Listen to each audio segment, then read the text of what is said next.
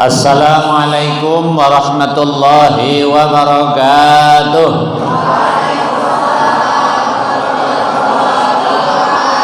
Alhamdulillahirabbil alamin. Assalatu wassalamu ala asyrafil anbiya'i wal mursalin wa ala alihi washabihi ajmain, amma ba'du.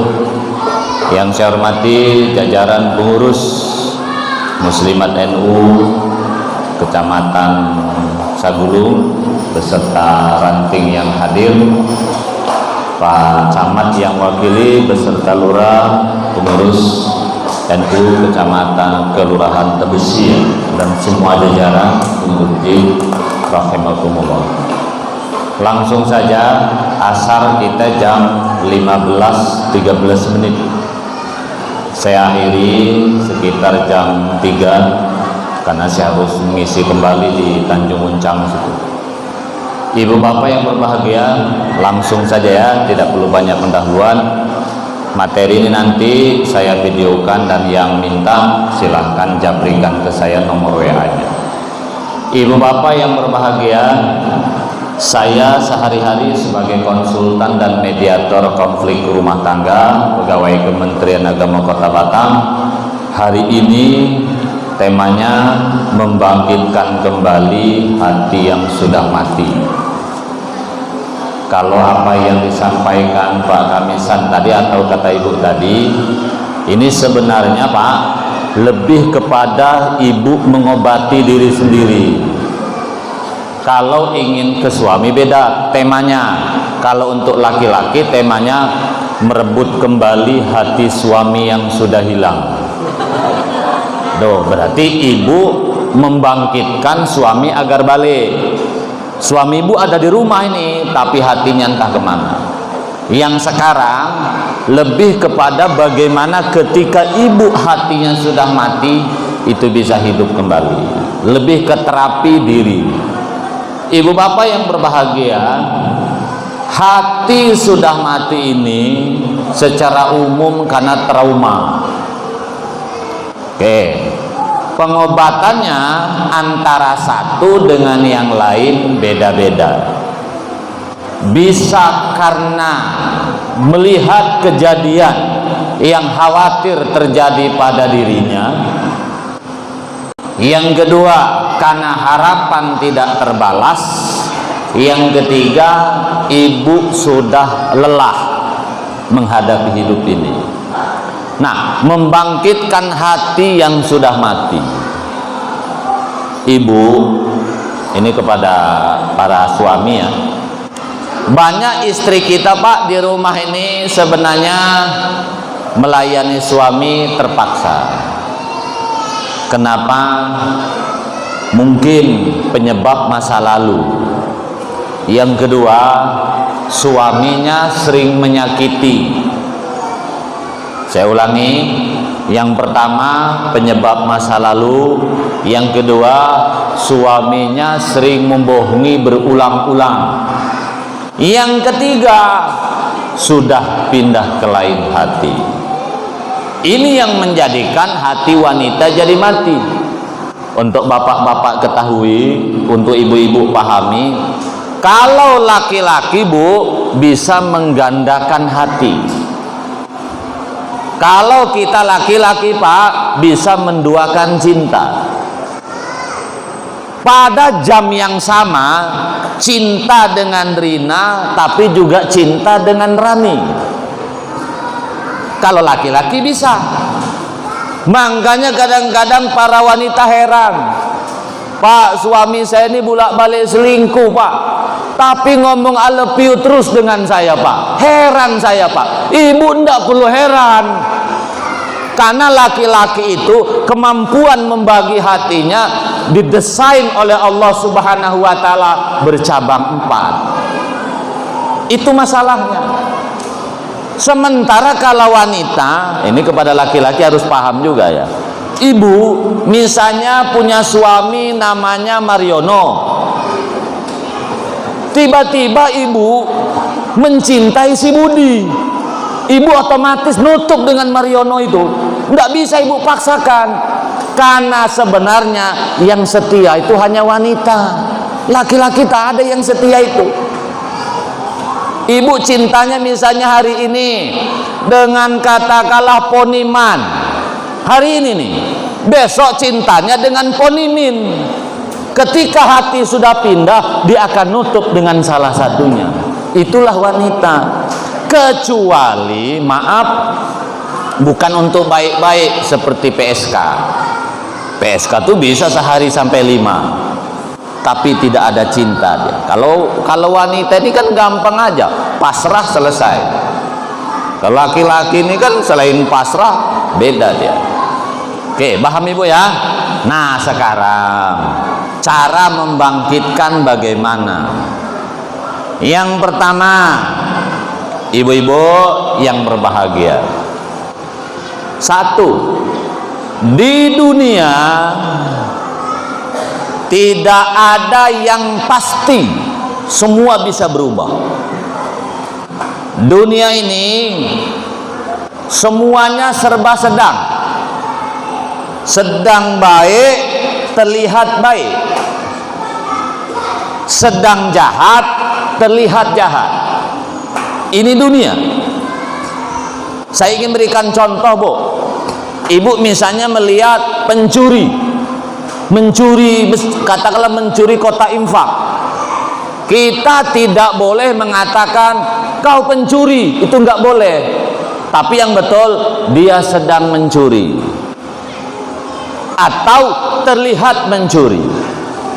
Ibu, suami selingkuh, enggak perlu patah hati, karena enggak ada suami selingkuh itu. Yang ada itu sedang selingkuh atau terlihat selingkuh. Bisa dipahami, Bu ya? Ada suami baik, ibu jangan terlalu percaya suami baik. Yang ada itu suami sedang baik atau terlihat baik. Bisa paham ya maksudnya ya? Oke, contoh begini, Bu. Bu ya, kita terlalu banyak membuktikan.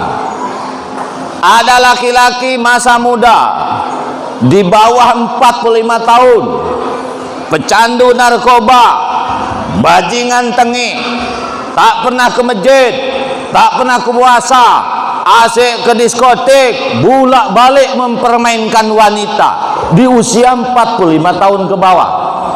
Tapi hari ini sering kita saksikan, justru yang usia 45 tahun ke atas yang dulu kehidupannya bajingan, dialah yang rajin sholat, dialah yang sholat 5 waktu, sholat subuhnya tidak putus, dialah pula yang rajin baca Quran, dialah pula yang rajin ke masjid, dia pula lah yang rajin puasa.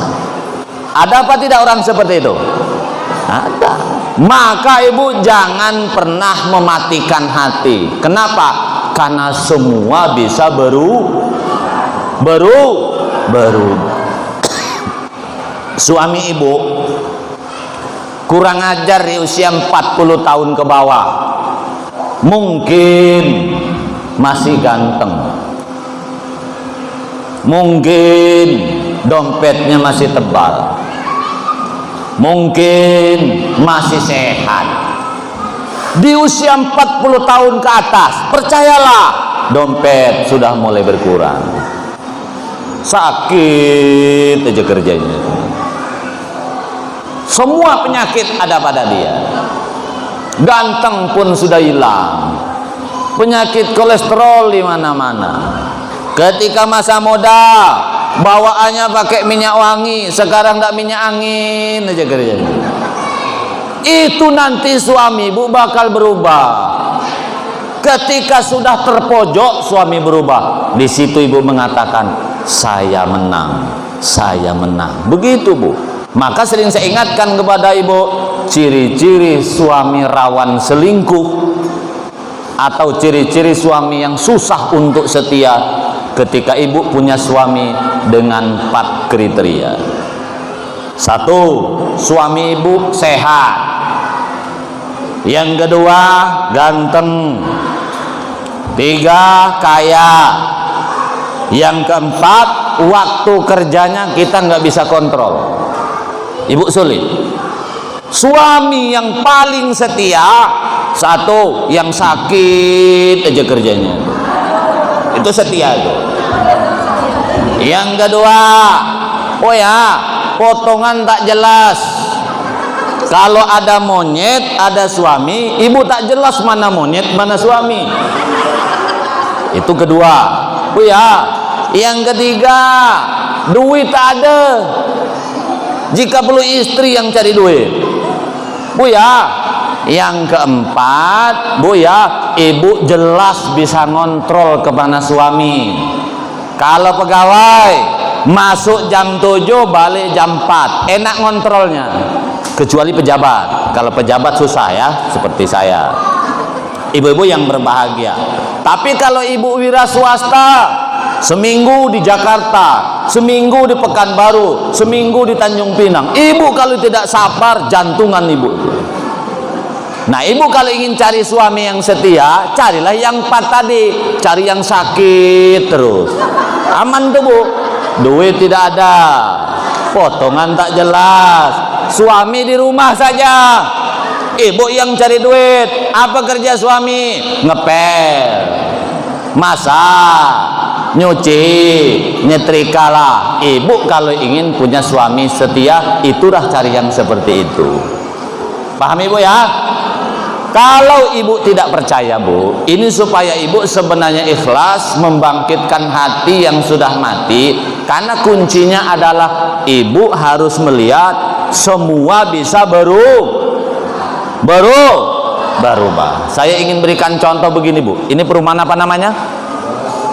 Hah? Buana Bukit Permata. Ada 300 kakak di sini. Hah? Oh, banyak. Oke, anggaplah di perumahan ini 1.500. Ibu benci suami, misal, karena ibu mengatakan suami tak baik. Secara bersamaan ibu mengatakan suami orang lain baik. Kenapa ibu benci suami? Sehingga hati mati ibu beranggapan suami tak baik. Secara bersamaan ibu beranggapan suami orang lain baik. Oke, ibu mengatakan suami aku tak baik. Ibu di perumahan ini dari sekitar 1.500, ibu lakukan penelitian dulu. Teliti dulu dari 1.500 suami, mana yang baik menurut ibu. Setelah ketemu, oh rumah di blok ini nomor sekian, ibu lakukan penelitian. Dekati istrinya, ngobrol dengan tetangganya, ajak bicara anaknya, coba diskusi dengan saudaranya. Betulkah itu suami idaman? Menurut istrinya setan juga suami itu, sama aja. Jadi ngapain ibu pusing?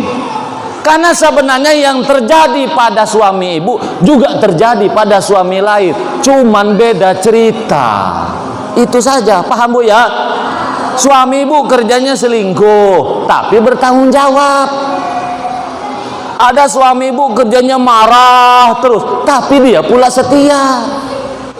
Ada suami ibu nih misalnya, Bu ya, buat sakit hati, Bu ya, tapi dia rajin sholat. Macam-macam, itulah kehidupan, Bu. Karena dunia bukan tempat orang baik.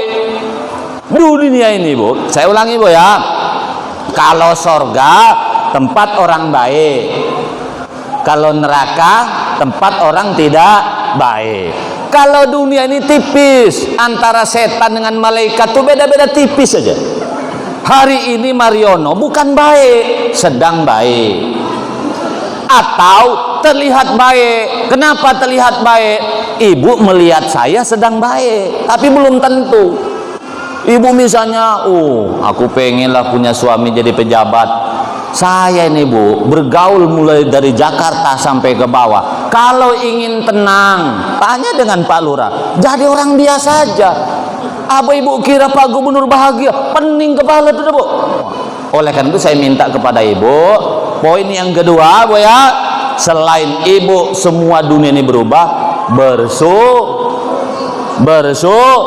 la in sakartum la azidanakum wa la in kafartum inna adabi lasyadid. Begini Bu, ibu misalnya beranggapan kesal dengan suami, benci dengan suami, sehingga hati ibu sudah mati. Ibu harus bersyukur Bu, saya kebetulan buka biro jodoh, namanya Jomblo Samara.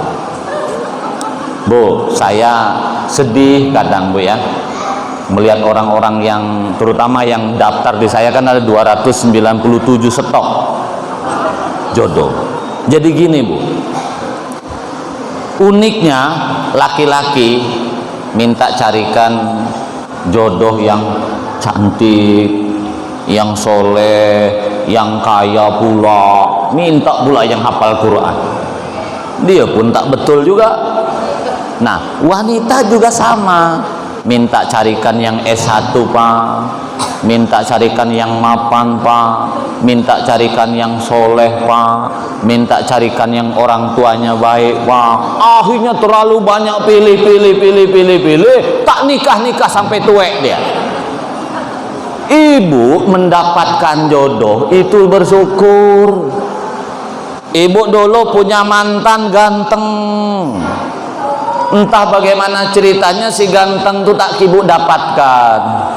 Tiba-tiba ibu dapat suami yang tak ganteng. Kadang-kadang Bu, suami ganteng ini susah punya anak, malah suka pula laki-laki dengan laki-laki. Ini kenyataan Ibu. Saya kan kebetulan menangani konflik rumah tangga ya. Di Batam ini kan organisasi lesbi sudah ada. Organisasi itu dilindungi PBB ya. Itu memang dilindungi dunia. Ibu, orang ganteng mudah selingkuh, nyakitkan hati, kadang susah rezeki. Kalau orang yang potongan tak jelas, ya Allah Bu, sekali tanam langsung hamil, sekali tanam langsung hamil. Apa maksud saya Bu? Ibu bersyukur punya suami seperti apapun dia. Bisa dipahami Bu ya? Ibu lebih menderita tidak punya suami. Ibu misalnya mengatakan, saya benci Pak dengan suami saya. Kenapa? Jarang pulang. Kalau ngomong nyakitkan hati Pak, tak peduli dengan anak. Coba kita balik, ada 3. Suami di rumah saja, lebih penting kepala ibu, tak nyari duit. Yang kedua, suami ibu tiba-tiba terkena stroke, mulutnya nih ngunci, tambah sulit ibu. Ibu coba bandingkan. Yang ketiga, tak punya anak. Karena yang menyebabkan tidak punya anak kan tidak hanya perempuan, cuman laki-laki ini egois. Mestinya yang diperiksakan dua-duanya, tapi laki-laki banyak tidak mau. Padahal ketidakhamilan penyebab laki-laki itu 40%. 60% perempuan, 40% laki-laki. Tapi laki-laki kan jarang mau.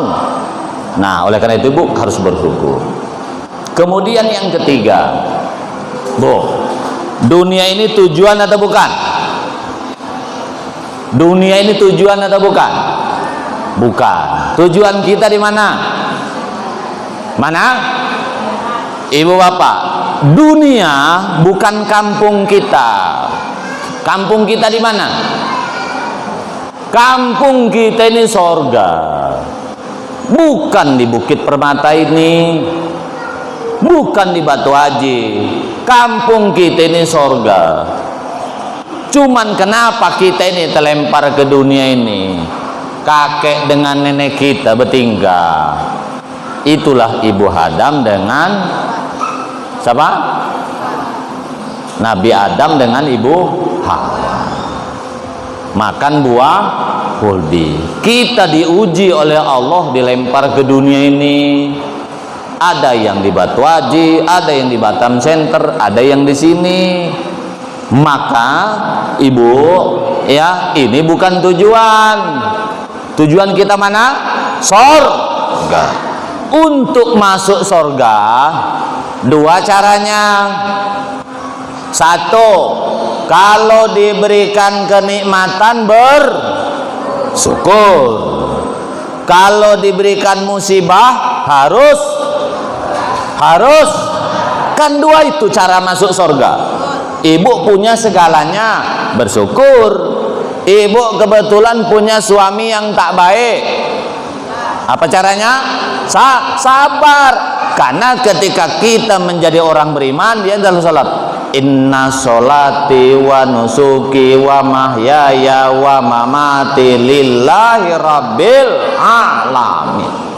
Kita hidup ini hanya mengabdi kepada Allah Subhanahu wa ta'ala.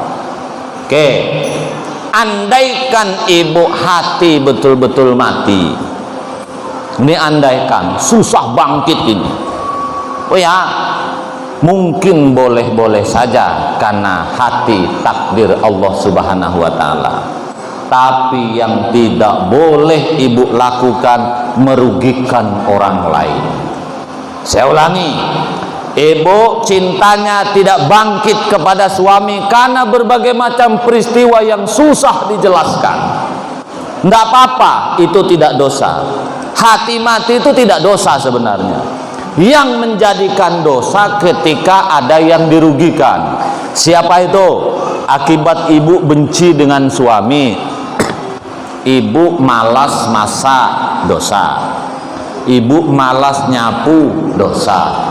Ibu kerjanya kulu kiri, refreshing di luar, lupa ngurus anak, ngurus suami, ngurus rumah, dosa.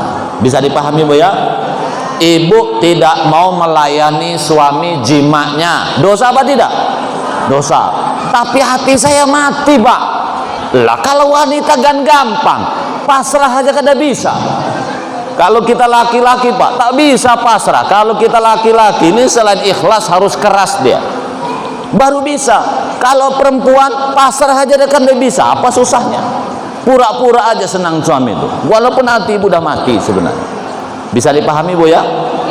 Kemudian ibu tidak hormat suami, dosa apa tidak?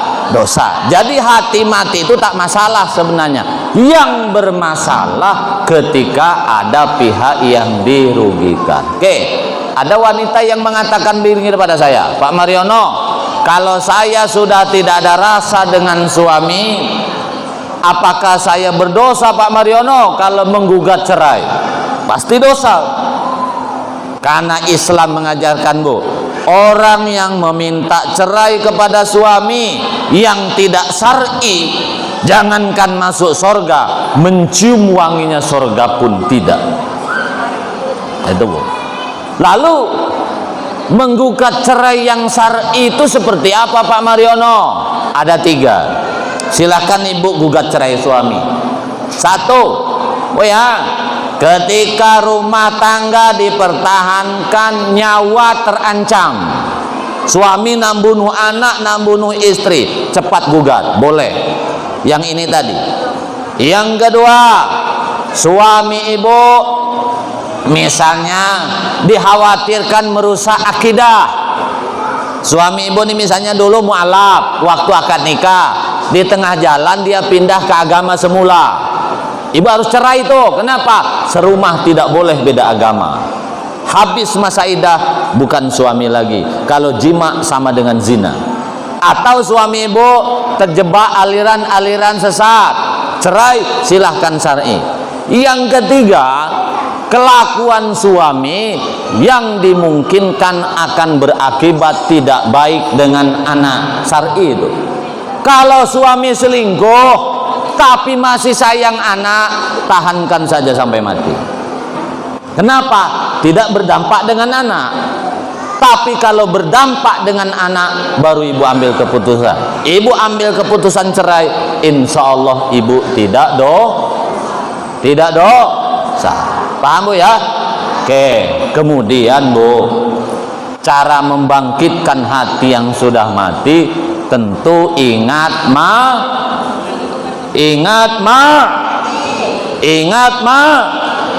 ibu usia 30 tahun nak minta cerai misalnya, itu masih masuk akal. Kenapa? Kemungkinan ibu masih kemungkinan dapat jodoh yang baik. Kalau ibu sudah usia 40 tahun ke atas, usia 45 tahun pula, minta cerai pula, nak ke pengadilan. Coba pertimbangkan setelah cerai mau kemana. Putus di usia 45, ibu masih punya nafsu, mau nikah dengan siapa? Dengan duda. Duda kalau dia cerai dok, dia dimungkinkan akan balik lagi. Ibu sakit hati lagi. Nikah dengan duda, dia akan tetap urus anaknya. Ibu sakit hati lagi, nambah sakit hati terus. Mungkin ibu oke, saya menemukan laki-laki pak yang tanpa resiko. Siapa itu? Bujang, tak punya anak, tak punya mantan. Nah sekarang pertanyaannya, kalau ibu usia 45 tahun ketemu bujang usia 40 tahun, kenapa 40 tahun kok belum nikah-nikah juga? Ibu perlu cek, jangan-jangan barangnya pun tak hidup lagi.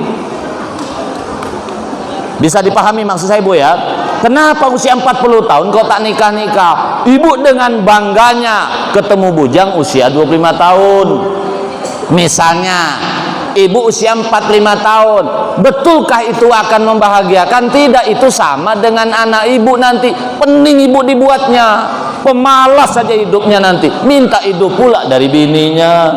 Jadi sebenarnya bu, sejelek-jeleknya suami kita itulah yang terbaik. Pokoknya ibu tahankan saja. Nah usia 45 tahun bu, kalau perkiraan usia berapa tahun lagi kita meninggal? Hah? Coba saya tanya, kalau usia Nabi berapa tahun? 60? Oke, katakanlah 60 tahun rata-rata ya.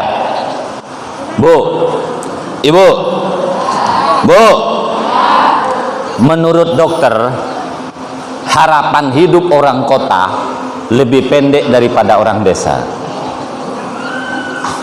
Ibu beli buku ini, Nabi 60. Nabi mengatakan usia umatku tidak jauh beda dengan aku. Berarti berapa? 60. Kalau ibu tetap tinggal di Batam, susah usia 60 tahun bertahan.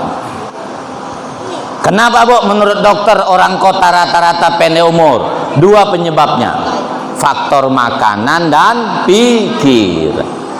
Makanan menurut dokter penyebabnya itu maksimal 28%. Pikiran 72%. Ibu kalau sakit hati terus dengan suami, ibu bakal cepat mati. Keenakan suami ibu kawin lagi, jadi ikhlas saja. Oh ibu, tak ada Pak Mariono. Bu, coba ibu lihat di kota jarang kita melihat orang tua. Kenapa? Belum tua ada ketemu yang duluan. Coba ibu balik kampung, banyak orang tua. Oh ada Pak di Batam orang tua, memang dari kampung sudah tua. Pergi ke Bukit Buana ini nengok anaknya, wajarlah tua. Apa betul Pak Mariono? Begini bu, ini yang hadir kalau misalnya ada 20 taklim, coba ibu ketua musliman NU Sagulung ya, utus 10 orang, bawa kamera yang baik, suruh ke Temiang. 10 orang, 1 orang moto kuburan secara acak, kuburan orang dewasa. Kau blok sana, blok sana, blok sana, blok sana. Foto tidak usah dipilih, pret itu. Habis itu pulang ngumpul di kedai kopi, coba lihat batu nisan tuh. Si A lahir tahun berapa, wafat tahun berapa. Ibu jumlah kalau 1 orang 10 foto kali 10 berarti berapa foto? 100 foto. Ibu hitung berapa yang usia 60 tahun ke atas, berapa yang usia 60 tahun ke bawah. Dipastikan akan ketemu yang meninggal dunia itu 60 tahun ke bawah. Betul apa tidak?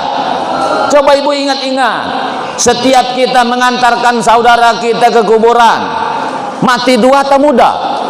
Mati muda. Makanya ibu kalau ingin panjang umur, cepat balik kampung, jangan lama-lama di sini. Kenapa bu? Karena di kota ketergantungan 2 hal. Apa tadi yang pertama? Makanan, super mie bakso, micin Royco, KFC lagi. Oh ya, yang kedua apa tadi? Pikiran. Ibu tenang aja. Oke, itu satu ya. Jadi cara ngecek kapan ibu meninggal dunia, yang pertama cek Oke, kalau ibu usia Nabi katakanlah 60. Kalau ibu sekarang usianya sudah 50. Berapa tahun lagi? 10. Itu 10 usia Bu ya. Kadang setruknya 5 tahun lagi. Kalau ibu sudah 55, berapa tahun lagi? Ada yang 55 ini? Ada ya? Yang 59 ada? Berapa tahun lagi? 1. Oh ya, ingat umur. Yang kedua, dari kebiasaan. Ibu kalau yang saya sering kebiasaan menjelang kematian, seperti apapun kelakuan suami ibu, pertahankan sampai mati. Yang pertama, dari pembawaan. Ibu kalau masih sering pakai minyak wangi, itu umur masih panjang. Tapi kalau udah sering pakai minyak angin, ini tidak sebentar lagi Bapak Ibu, minyak ini jadi ukuran. Coba saya tanya ibu-ibu, anak lahir minyaknya apa? Minyak telon kayu putih, berarti umur masih panjang. Remaja minyak wangi. Ibu dulu nak balik, nak pergi ke Batam masih remaja, pasti minyak wangi. Sekarang nak balik kampung, sibuk, jangan lupa bawa minyak angin. Itu berarti tanda-tanda sebenarnya. Oke, minyak angin. Sudah tua lagi biasanya minyak goreng campur bawang. Sudah mati apa minyaknya? Minyak nyong-nyong, minyak selimpi. Jadi ibu-ibu udah sering pakai minyak angin, sudahlah, nak suami nak jadi setan, nak hantu, tahankan saja sampai meninggal dunia. Paham Bu ya?